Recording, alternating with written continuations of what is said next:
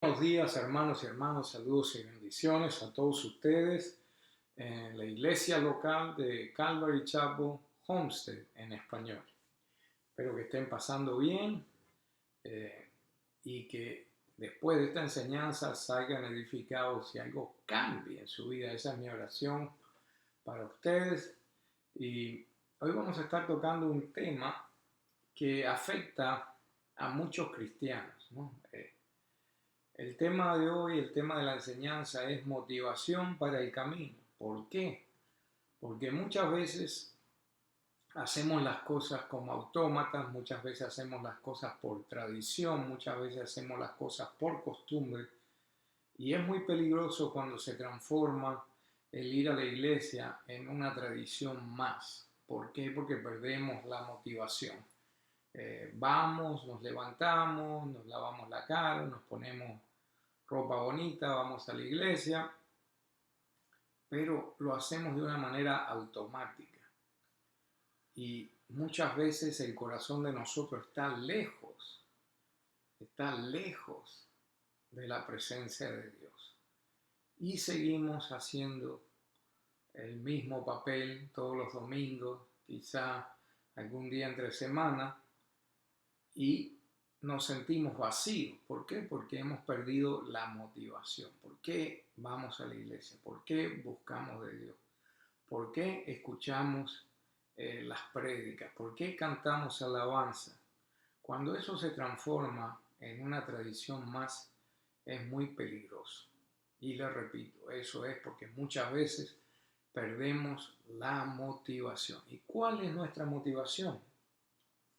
Le doy un ejemplo, cuando vamos a un parque de diversiones, nos hacen caminar como ganado por colas y colas para ir a diferentes juegos.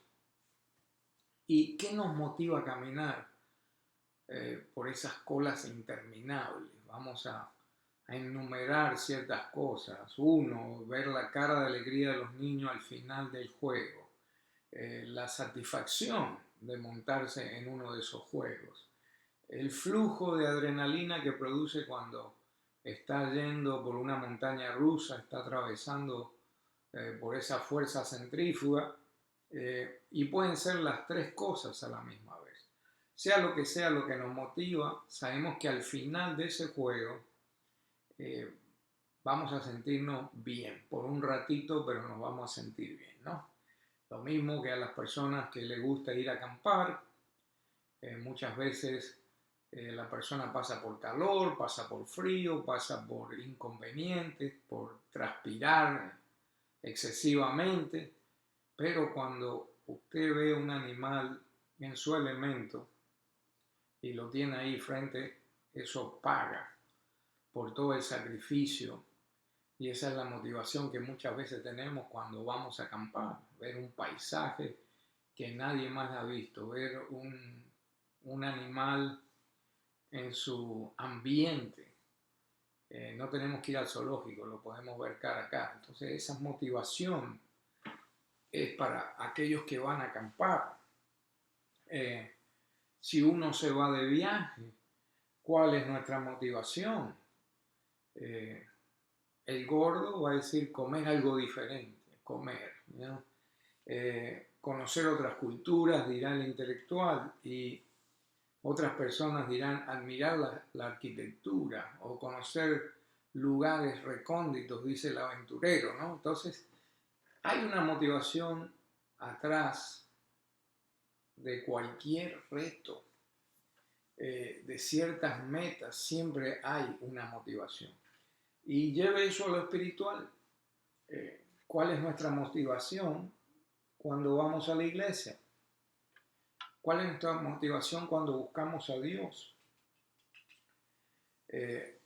Aunque a veces las cosas se pongan difíciles, en el fondo de nuestro corazón sabemos que hay algo verdadero, algo digno, algo honorable, algo que nos espera al final de todo. Y esa debe ser nuestra motivación. Cualquiera que sea nuestra meta, cualquier cosa que emprendamos, siempre hay una motivación. Volvamos a lo básico. En cuanto a las cosas espirituales, ¿qué nos espera al final? ¿Qué es lo que nos espera al final? Porque muchas veces vamos a la iglesia y estamos ahí y no estamos ahí y se nos olvida qué es lo principal por lo cual estamos ahí. Vamos a leer unos cuantos versículos que nos van a dar unas pistas de cuál debe ser nuestra motivación. Amén. Vamos a ir a Juan 3:16, el versículo que todos conocemos de corazón. ¿Qué dice ahí Juan 3:16? Dice, porque de tal manera amó Dios al mundo que ha dado su unigénito Hijo, para que todo aquel que en Él cree no se pierda, mas tenga ¿qué? ¿Qué es lo que dice ahí la Escritura? Vida eterna. En este primer versículo vemos las dos palabras, vida eterna. Vayamos a otros versículos que también son importantes. Primera de Timoteo, capítulo 1, versículo 15. Primera de Timoteo, capítulo 1, versículo 15. ¿Qué nos dice ahí la palabra? Dice, palabra fiel y digna de ser recibida de todos, que Cristo Jesús vino al mundo para salvar a los pecadores, de los cuales yo soy el primero. Primera de Timoteo 1:16 dice, por eso fui recibido a misericordia, para que Jesucristo mostrase en mí el primero toda su clemencia, para ejemplo de los que habían de creer en él. ¿Para qué? Para vida eterna. Para vida eterna. Saltemos ahora a Romanos, capítulo 6, versículo 22 en adelante. Dice la palabra, y más ahora, librados del pecado y hechos siervos a Dios, tenéis por vuestro fruto la santificación y por fin la vida eterna. Porque la paga del pecado es muerte, mas la dádiva de Dios es vida eterna en Cristo Jesús, Señor nuestro.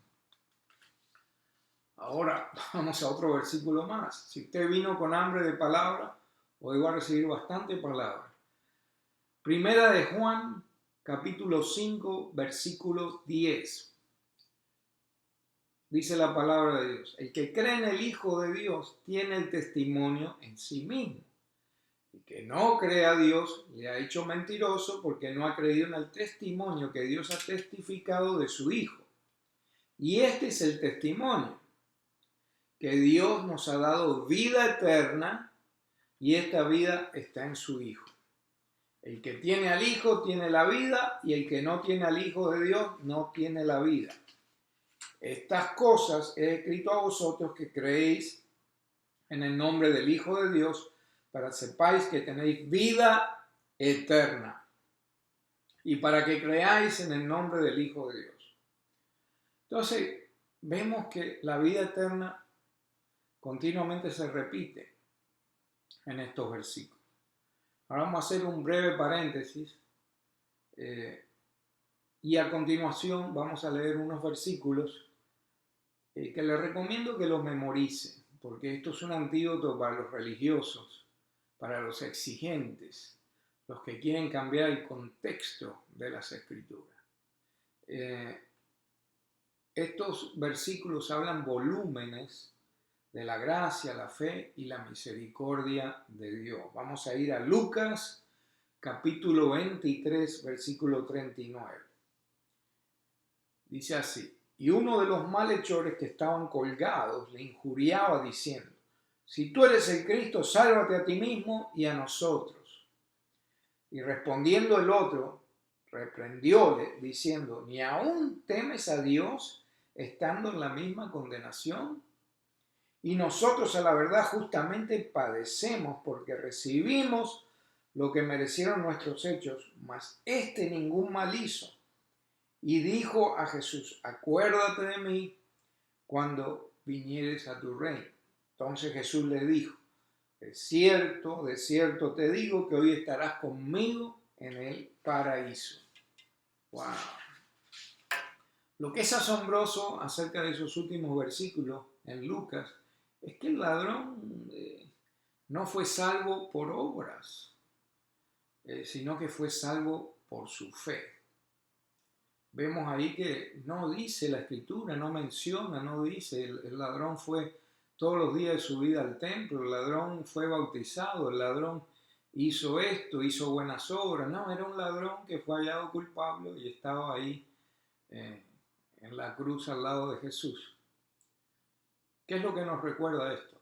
Que no es por apariencia, no es por la Biblia que llevas debajo del brazo, no es por hablar la jerga cristiana, varón, varona, bendecido, en victoria, no es porque te bautizaste, no es porque das más ofrenda que nadie, etcétera, etcétera, etcétera. ¿Por qué? Jesús le dijo que iba a estar con él en el paraíso, porque sabemos lo que después escribieron los discípulos, particularmente Pablo, lo que escribió en Efesios capítulo 2, versículo 8. Dice, porque por gracia sois salvos por la fe, y esto no es de vosotros, pues es don de Dios. No por obras, para que nadie se gloríe, porque somos hechura suya, criados en Cristo Jesús para buenas obras, las cuales Dios preparó para que anduviésemos en ellas. Entonces vemos, ¿qué tiene que ver? Sí, tiene que ver, porque el ladrón en la cruz puso su esperanza en Jesús. Creyó que Jesús era el Mesías. Dijo, no te olvides de mí cuando vayas a tu reino.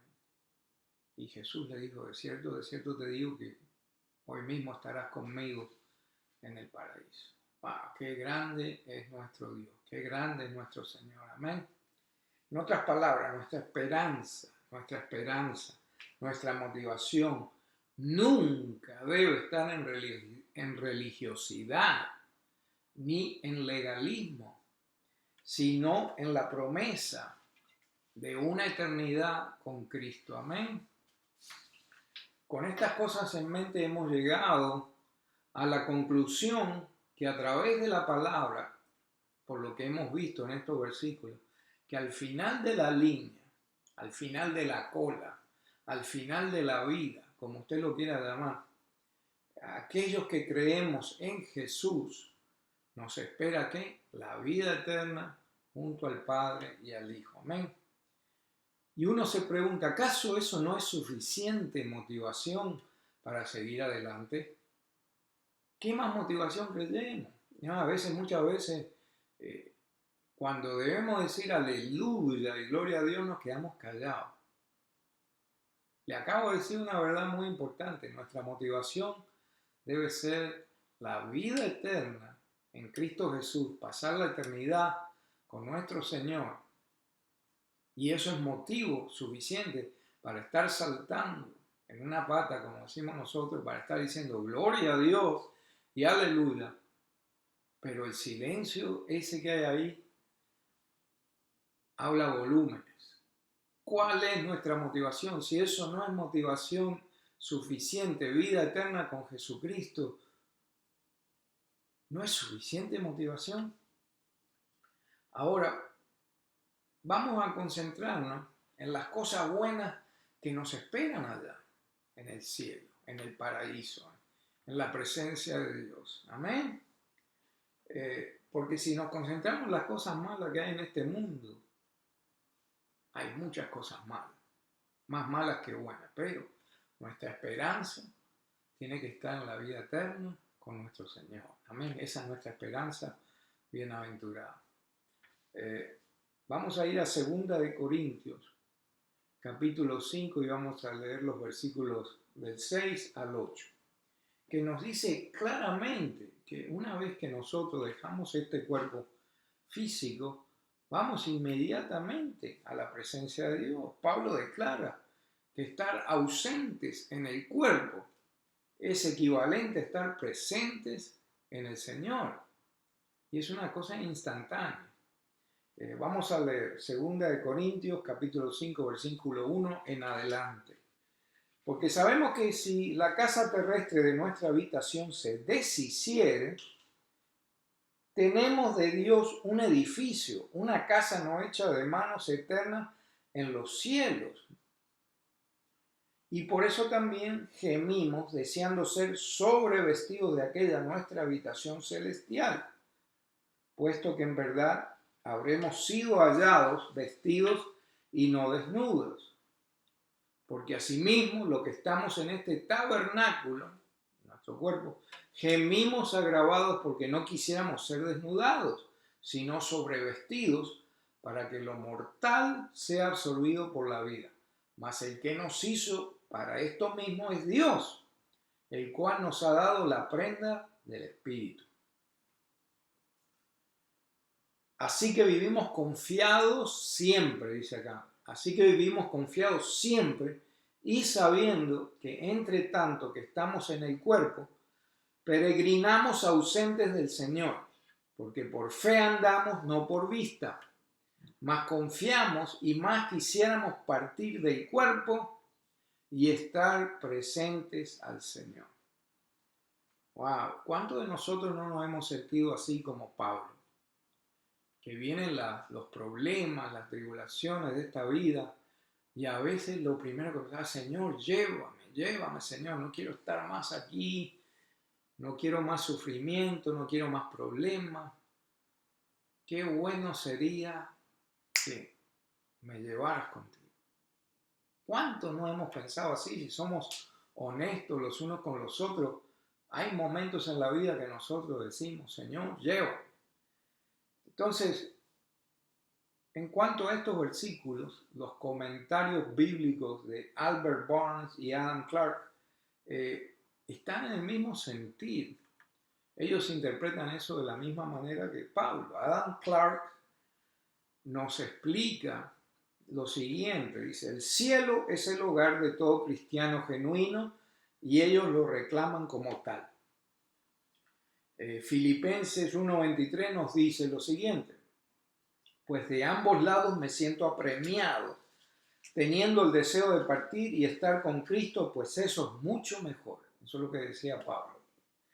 Sin embargo, aquí sigue explicando Adam Clarke, sin embargo, mientras estamos aquí bajo, el cuerpo es el hogar propio del alma. Pero dado a que el alma fue creada para la gloria eterna, dicha gloria es su verdadera patria. Por consiguiente, se considera que el alma está lejos de su hogar legítimo mientras habita en el cuerpo. O sea que la patria de nuestra alma está allá en el cielo, en la presencia de Dios. Entonces, Albert Barnes también en su comentario bíblico nos explica lo siguiente. Esto es un extracto del comentario de Albert Barnes de acuerdo a lo que es en ausencia del cuerpo, está en la presencia del Señor, ¿no? Por tanto, dice Albert Barnes, por tanto, siempre tenemos buen ánimo. La palabra utilizada aquí, ánimo, es tarruntes, que significa estar de buen ánimo, tener buen valor, estar lleno de esperanza. O sea que cuando la escritura dice ahí, dice, por tanto, siempre tenemos buen ánimo, nos está diciendo que debemos estar llenos de esperanza en cuanto a nuestra vida eterna con el Señor. Sigue explicando Albert Barnes. Dice, mientras habitamos en el cuerpo, la palabra utilizada aquí es endemontes, que significa literalmente estar entre los propios, estar en casa. Esto significa simplemente estar en el cuerpo, estar presente en el cuerpo, es decir, mientras nos hallamos en el cuerpo, estamos ausentes en el Señor. Conclusión, que cada creyente en Cristo ya fallecido está en la presencia de Dios. Si usted muere, inmediatamente su espíritu entra en la presencia de Dios. Sin embargo, las Escrituras nos enseñan que el creyente, mientras está en la presencia de Dios, no recibirá un cuerpo glorificado, sino hasta mucho después, ¿no? Al morir, nuestros cuerpos van al sepulcro, pero nuestra alma va a la presencia de Dios, va al cielo. Y nuestros cuerpos esperan la segunda venida de Cristo, de la cual habla Primera de Tesalonicenses, capítulo 4, versículo 6. Primera de Tesalonicenses, capítulo 4, versículo 6, que nos dice así, Primera Tesalonicenses capítulo 4, versículo 16. Versículo 16. O sea que Primera Tesalonicenses, versículo 4, versículo 16 nos dice así: porque el mismo Señor, con aclamación, con voz de arcángel y con trompeta de Dios, descenderá del cielo y los muertos en Cristo resucitarán primero. La pregunta que surge es: ¿cuándo Él los resucitará y los transformará? Vamos a saltar a otra escritura, que es Primera de Juan, capítulo 3, versículo 2. Ahí la palabra nos dice lo siguiente: muy amados, ahora somos hijos de Dios y aún no se ha manifestado lo que hemos de ser, pero sabemos que cuando Él apareciere, seremos semejantes a Él, porque lo veremos como es Él. Ahora de ahí nos vamos a ir. Espero que haya traído su Biblia, espero que no tenga artritis espiritual, porque ahora vamos a pasar de ahí a Primera de Corintios, capítulo 15, versículos 51 al 53. ¿Qué nos dice la palabra de ahí? He aquí os digo un misterio. Todos ciertamente no dormiremos, mas todos seremos ¿qué? Transformados. En un momento, dice, en un abrir y cerrar de ojos, a la final trompeta, porque será tocada la trompeta y los muertos serán levantados sin corrupción y nosotros seremos transformados. Porque es menester que esto corruptible, esta carne, esto corruptible, sea vestido de incorrupción y esto mortal sea vestido de inmortalidad. Entonces, de ahí, con esto en mente, vamos a saltar a Filipenses capítulo 3, versículo 21. Filipenses capítulo 3, versículo 21 dice: el cual transformará el cuerpo de nuestra bajeza para ser semejante al cuerpo de su gloria, por la operación con la cual puede también sujetar así todas las cosas. O sea que el nuevo cuerpo del cristiano va a ser recibido en el futuro, en la segunda venida de Cristo, y aunque cada santo ya fallecido está en la presencia de Dios en el Espíritu, les repito, en el futuro tendremos un cuerpo glorificado. Amén. Si eso, todo lo que le he dicho hasta ahora no es motivación suficiente para seguir adelante con alegría, con confianza, con esperanza, yo no sé qué más, vamos a seguir intentándolo. Sigamos con otra motivación para el camino, que es la siguiente. Cuando estemos en la presencia del Señor, las Escrituras nos dicen que Él secará toda lágrima, no habrá más sufrimiento. Apocalipsis capítulo 21, versículo 4. Mire lo que dice ahí la palabra, esté atento, espero que haya llegado ya ahí. Apocalipsis capítulo 21, versículo 4. Y si limpiará Dios toda lágrima de los ojos de ellos, y la muerte no será más. Punto y coma. Si la muerte no será más. Y no habrá más llanto, ni clamor, ni dolor, porque las primeras cosas son las pasadas. Y sigue en el versículo 5. Y el que estaba sentado en el trono dijo: he aquí, yo hago nuevas todas las cosas, y me dijo: escribe, porque estas palabras son fieles y verdaderas. Y díjome: hecho es, yo soy el alfa y el omega, el principio y el fin, y el que tuviere sed, yo le daré la fuente de agua de vida gratuitamente. Una palabra muy importante. O sea que vamos a estar ahí en el cielo, vamos a ser hospedados, no en un hotel de 5 estrellas, no en el Hilton, ni en ninguno de estos hoteles caros. No tendremos que registrarnos, no hay que pagar precios exorbitantes, no tenemos que preguntarnos si hay toallas suficientes o hicieron bien las reservaciones, etcétera, etcétera, etcétera. El Señor mismo construyó habitación para nosotros, preparó morada, con mucho amor para sus siervos, para aquellos que han creído en Él. ¿Y dónde está eso? Vamos a ir a Juan, capítulo 14, versículo 1 en adelante. Miren lo que dice ahí la palabra. No se turbe vuestro corazón. Creéis en Dios, creed también en mí. En la casa de mi Padre muchas moradas hay. De otra manera os lo hubiera dicho. Voy, pues, a preparar lugar para vosotros. Y si me fuere y os aparejare lugar, vendré otra vez y os tomaré a mí mismo para que de donde yo estoy, vosotros también estéis. Vamos a ir al hotel La Nueva Jerusalén. Esto no va a ser como un hotel terrenal que te ofrece ciertas cosas para engancharte con el paquete, ¿no? Cosas que están diseñadas para engatusarte. Vamos a ver ahora a través de la Escritura las cosas que tiene el Señor para nosotros ahí arriba.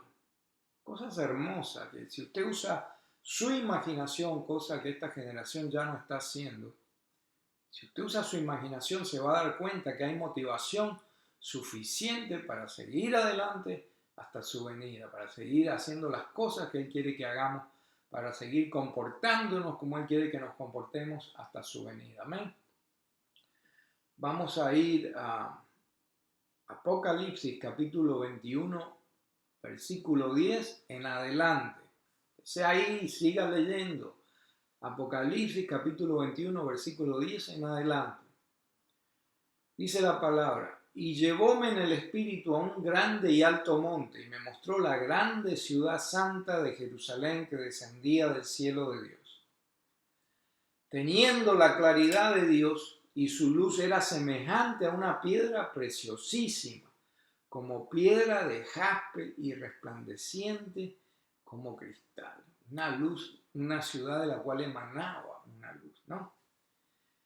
21:12 dice, tenía un muro grande y alto con 12 puertas, y en las puertas 12 ángeles y nombres escritos que son los de las 12 tribus de los hijos de Israel. Al oriente 3 puertas, al norte 3 puertas, al mediodía 3 puertas, al poniente 3 puertas. Y el material de su muro era de jaspe, mas la ciudad era de oro puro, semejante a vidrio limpio. ¡Wow! ¿Quiere más motivación? Sigamos leyendo. Y el material de su muro era de jaspe, mas la ciudad era de oro puro, semejante a vidrio limpio. Los fundamentos del muro de la ciudad estaban adornados de toda piedra preciosa. El primer fundamento era jaspe, el segundo zafiro, el tercero calcedonia, el cuarto esmeralda, el quinto sardónica, el sexto sardio, el séptimo crisólito, el octavo berilo, el nono topacio, el 10º crisopraso, el 11º jacinto, el 12º amatista. Y las 12 puertas eran 12 perlas en cada una. Cada puerta era de una perla, y la plaza de la ciudad era de oro puro como vidrio transparente. Y no vi en ella templo, porque el Señor Dios Todopoderoso es el templo de ella y el Cordero. Y la ciudad no tenía necesidad de sol ni de luna para que resplandezcan en ella, porque la claridad de Dios la iluminó, y el Cordero era su lumbrera. Y las naciones que hubieran sido salvas andarán en la lumbre de ella, y los reyes de la tierra traerán su gloria y honor a ella. Y sus puertas nunca serán cerradas de día, porque allí no habrá noche, y llevarán la gloria y la honra a las naciones a ella. No entrará en ella ninguna cosa sucia o que hace abominación y mentira, sino solamente los que están escritos en el libro de la vida del Cordero. Bueno, imagínense estar en la presencia de Dios con un cuerpo glorificado, en un lugar que no habrá sufrimiento, que no habrá lágrimas, que no habrá dolor, una estructura magnífica diseñada por nuestro Dios. Eso no nos espera a nosotros en el momento que estemos en la presencia de Dios. Todo esto tiene que ser motivación, hermano y hermana, para seguir adelante, para cuando nos sintamos deprimidos, pensemos en todas estas cosas que Dios tiene preparadas para nosotros allá arriba.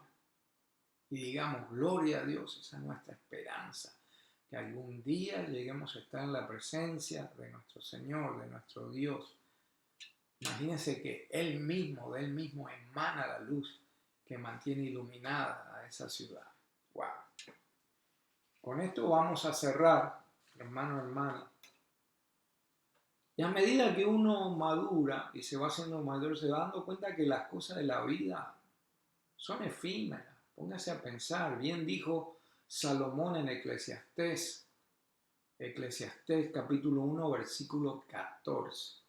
Sabias palabras de Salomón. He visto todas las obras que se han hecho bajo el sol. Dice que él ha visto todo.